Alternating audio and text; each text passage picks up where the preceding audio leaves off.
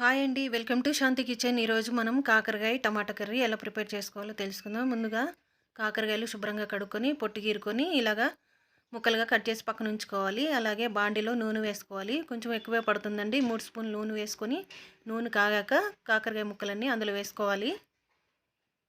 ఇలాగ చేయండి, బాగుంటుంది. షుగర్ ఉన్న వాళ్ళకి ఎవరైనా తినొచ్చు. నాకు కాకరకాయ అంటే చాలా ఇష్టం అండి. మీలో ఎంతమందికి ఇష్టమో కమెంట్ చేయండి.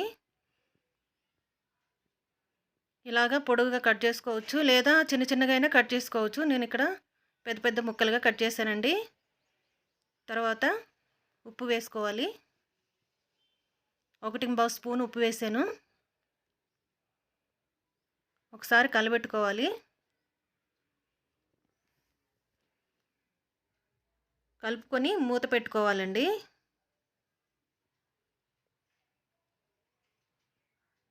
చిన్న మూత పెట్టుకోవాలి. ఇలాగా ఒక 10-15 నిమిషాలు బాగా ఫ్రై అవ్వనివ్వాలి. మధ్య మధ్యలో తీసి కలుపుకుంటూ మనం చెక్ చేసుకోవాలి. ఇలాగా ఫ్రై అయ్యాక ఒక గిన్నెలోకి తీసుకోవాలి.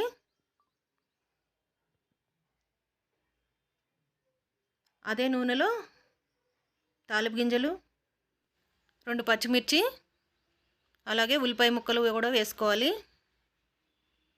కొంచెం అంతా కరివేపాకు వేసుకోవాలి. బాగా దోరగా ఫ్రై చేసుకోవాలండి. అల్లం వెల్లుల్లి పేస్ట్ వేసుకోవాలి. పచ్చివాసన పోయే వరకు కలుపుకోవాలి. తర్వాత టమాటా ముక్కలు కూడా ఒక 2 టమాటా ముక్కలు కట్ చేసి అందులో వేసుకోవాలి. కొంచెం అంతా ఉప్పు కూడా వేసుకోవాలి. మెత్తగా మగ్గే వరకు మగ్గించుకోవాలి ఒక 5 నిమిషాలు. కొంచెం అంత పసుపు వేసుకోవాలి.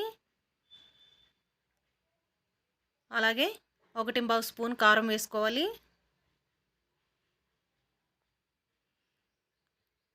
కొంచెం అంత గరం మసాలా పౌడర్ కూడా వేసుకోవాలి. మొత్తం అంతా బాగా కలిపెట్టుకోవాలండి. ఇలా కలిపెట్టుకున్న తర్వాత ముందుగా వేపి పెట్టుకున్న కాకరకాయలన్నీ అందులో వేసుకోవాలి. ఇలాగా స్లోగా కలిపెట్టుకోవాలి, చెదరకుండా. ఇలాగా బాగా మరొక 5 నిమిషాలు మగ్గించుకోవాలి. చూడండి, నూనె సపరేట్ అవుతుంది కదా, చాలా బాగుంటుంది. తప్పకుండా మీరు కూడా ట్రై చేయండి. ఎలా వచ్చిందో కామెంట్ చేయండి. అన్నంలోకైనా చపాతీలకైనా బాగుంటుంది. నా ఛానల్ని ఎంతగానో వాచ్ చేస్తున్నందుకు మీకు థ్యాంక్స్ అండి. Thank you so much. ఇలాగా డిష్ అవుట్ చేసుకుని తింటే సూపర్గా ఉంటుంది. తప్పకుండా ట్రై చేయండి. Thank you for watching.